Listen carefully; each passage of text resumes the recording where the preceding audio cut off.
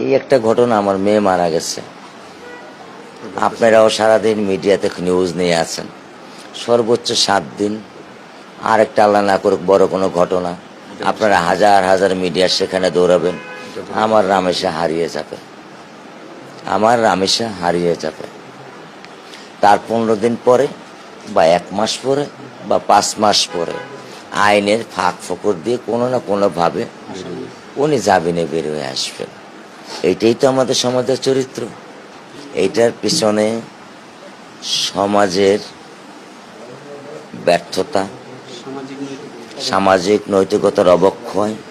আপনি সকাল 6টা বাজে যদি এই মহল্লায় আসেন, রাত্র 12টা বাজেও যদি এই মহল্লায় আসেন, গাঁজা, ইয়াবা বা অন্য অন্য জিনিস আপনার মানে হয়তো বা 1 কেজি উস্তা কিনতে গেলে আপনাকে খুঁজতে হবে, এটা কিনতে গেলে খুঁজতে হবে না, এটা কিনতে গেলে খুঁজতে হবে না।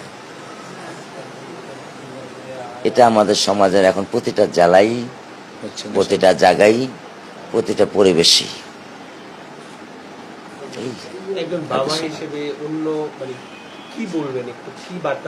কোনো বার্তায় দিতে চাই না। আপনারা যদি পারেন সমাজ ব্যবস্থা পরিবর্তন করুন, আপনারা যদি পারেন নেশামুক্ত যে সমাজ আমাদেরকে উপহার দেন, আপনারা যদি আমাদেরকে দিতে চান আমাদের বাচ্চা যেন নির্ভয়ে নিশ্চিন্তাভাবে আমি আমার বাচ্চাকে স্কুল কলেজে পাঠাতে পারি, সেটা দেন, সেটা দেন। আর কি চাই? আমরা চাইতে পারি, কিন্তু এটা হয়েছে। আমার বয়স 55, আমি জিয়া রহমানের সাথে একসাথে এক কোদালে এক টুকরিতে খাল কাটছি।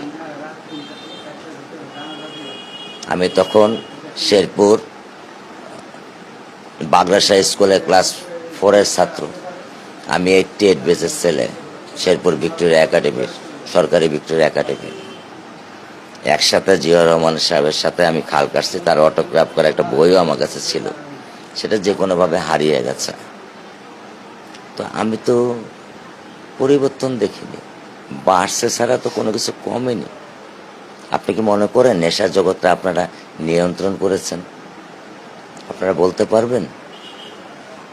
আপনাদের সেই নিউজ আছে আপনাদের কাছে? নেই,